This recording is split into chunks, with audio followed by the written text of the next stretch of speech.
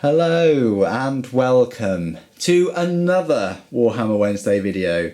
I'm so pleased to be bringing you this much content right now, especially we've got a month or so on its way to Christmas, of which I'll be bringing you content all through Christmas, so I hope you look forward to that. Hope everyone's having a fantastic 2016. Only got a couple months left, guys. These are the Tartaros Pattern Terminators that you get in the Burning of Prospero box set. Lovely models, really nice to build, and I just thought I'd give you a bit of a rundown and close-up of them.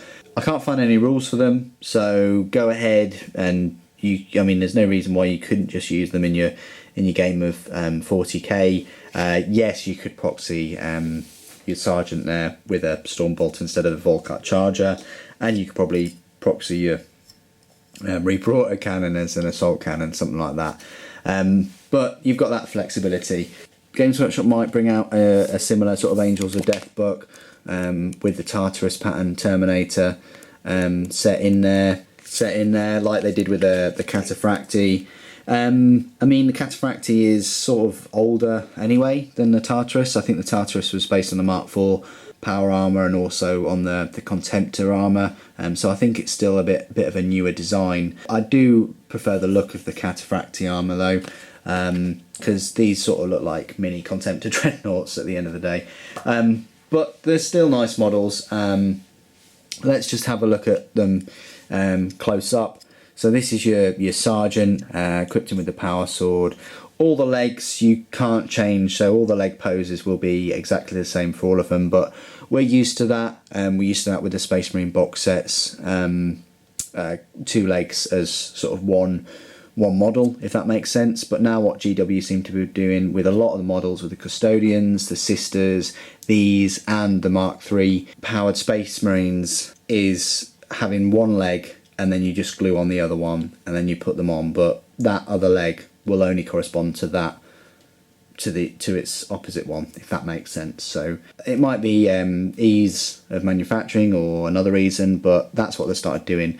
So he's got this Volkite Charger. You could have a Plasma Caster, I think it's called, which is basically like an Assault 2 sort of plasma pistol, whereas this has got Deflagrate. That's how I've sort of pronounced it, where if it wounds you can keep having more wounds. I think that's sort of how it works. And he's got his grenade harness, but lovely looking model. So that's that one. We'll go from the right here. We've got this guy with a Reaper Autocannon because it just looks hench as anything. I've got the Tartaros set from Forge World, which has a heavy flamer, so I just wanted to have something different, and it just does look beast, having sort of like a tank weapon that can re-roll. It's twin linked. It can re-roll, just being man portable. I say man portable. He's in Terminator set of armor, and he's got his chain fist too. I much prefer these chain fists than what's on the Cataphractii Terminator armor, where it is basically that size chain sword on a smaller fist. I much prefer it when it's a full size fist and then you've just got that stuck on it. And then we've got this guy in sort of like a dynamic pose. He sort of looks like he can see where he's shooting at, and then he's got this power fist that's really quite articulated. And that's another thing I have to say about the normal powered armor Space Marines, is that there's a lightning claw in one, which is sort of like curled, a bit like a Baden's one, and or Horace's even, isn't it? It's sort of curled and really articulated, and I'd really like it when they do that, rather than just having a fist clenched. And it's got a lovely sort of straight armed firing pose with that combi bolt there. And then we've got this guy, another sort of dynamic pose. Sort of, I think I wanted his sort of armour to be a bit more forward, but I didn't go too forward because it might look like he's going to fall over. And so he's sort of about to charge through or whatever. Because remember, these Terminator suits are more flexible than the Cataphractii, more manoeuvrable. And they were sort of the template for the Terminator armour that you get nowadays. And then finally this guy, he's sort of like firing down, he's in quite an upright pose, which is similar to that, I suppose, similar, but yeah, a bit more of a casual look. So there you go, that's all of the models. What I'll do now is I'll compare them to my Forge World Tartaros Pattern Terminators. I've got this box full of painted miniatures, and in here I'll just grab them, because in here there's quite a few models that have not been seen on the channel that will be in the update, and they weren't in the update last year, so there's quite a few in here. So let's just get these guys out. A few moments later. So there we go. Let's just have a bit of a comparison with the heavy weapon sort of guy. Similar height, if not exactly the same height.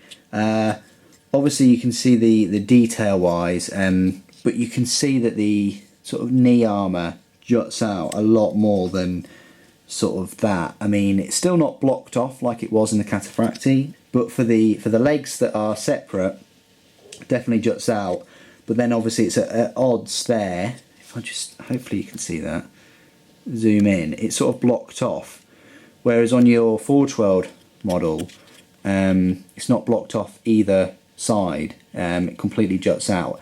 Just adds a bit more of that 3D detail that I normally talk about, bit more depth to the model.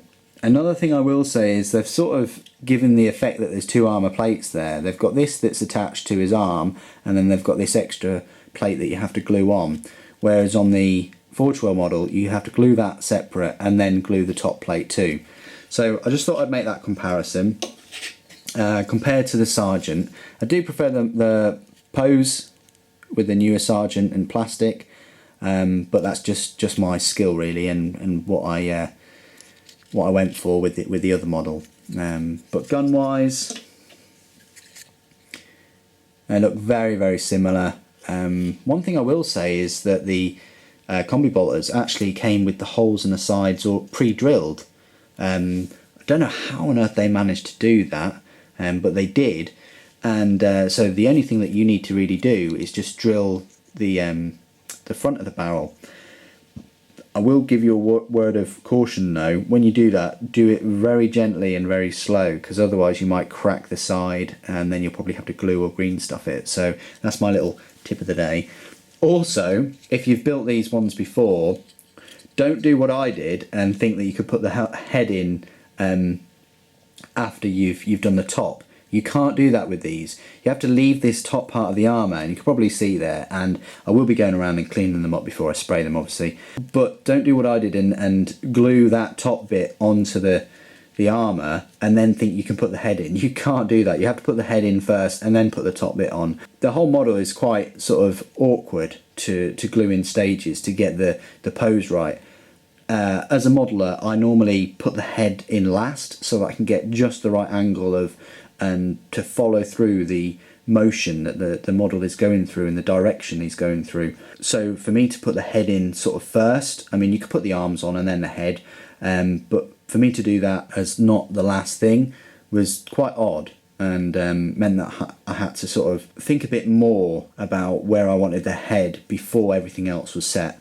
So I'll just share that with you if you understand all my jargon there. Yeah, and then we've just got things like this as well. So I mean, they're much more dynamic than new ones, I find. Even we've got this guy sort of running, that's pretty dynamic, and obviously that one is 2 when you compare them.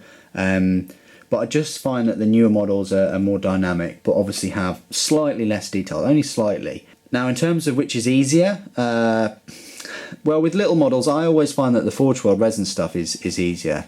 Much more difficult in the bigger models, but just for the little stuff you only have to wash it and then shave a little bit. There's hardly ever any mould lines, and then glue it with super glue and it's done. With the plastic there's a lot more pieces and you have to look at the mould lines and really sort of scrub them out and get it ready like that. But they've each got their benefits and negatives obviously. So these are actually going to be in my chapter, A Usable Force. I've got my sort of Tartaros Pattern special edition model that will go with them, and it really suits that 10-man squad.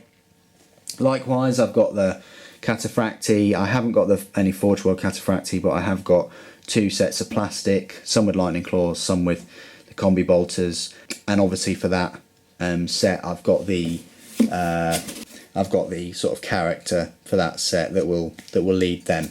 This is what I meant about the chain fist, if that makes much sense. You've got like a tiny little hand and a big chain blade, and then with these you've got the power fist and that chain blade on there too. I just prefer that, but that's probably because I'm used to that on the, say, older models. Yeah. So there you go, that's my sort of look at these. Obviously in the Age of Darkness books and things you can use them as normal Terminators. The Tartaros armour has got the 5+ instead of the 4+ invulnerable, but it's a bit more manoeuvrable, and I think you can make sweeping advances and things like that. So they both have their pros and cons, Cataphracti and Tartarus. But I just thought that would be really quite useful, and along with having a look at the models in the Prospero set. So if you have enjoyed this video, please don't forget to comment, rate and subscribe. Donate on Patreon, do what you can to show your appreciation. Thanks for joining me today. Thank you for watching. The Emperor Protects.